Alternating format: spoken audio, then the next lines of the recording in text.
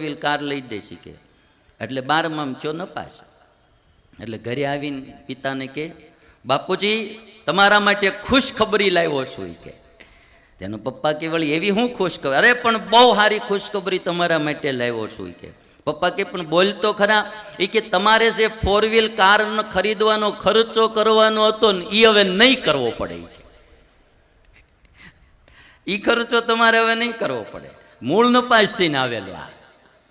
એટલે પછી બહુ પરાયણે કરાવવું કોઈ પાસે, ધર્મ પરાયણે કે કંઈ પણ સંપ્રદાય કંઠ્યું કાગ એનો પરાયણે ન કરવું. સ્વતઃ માણાની ઈચ્છા થાય એટલું. માતા પિતા છોકરા ઉપર બહુ બળજબરી કરતા હોય અમુક અમુક બાબતો, લેવા દેવા વિનાની.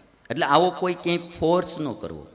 એટલે સ્વામિનારાયણ ભગવાને તો બહુ વિશાળ દ્રષ્ટિથી આ માર્ગ અપનાવ્યો કે કોઈ પણ શિવાલયાદિ મંદિર આવે તો એના દર્શન કરવા. સ્વવર્ણાશ્રમ ધર્મોય સહા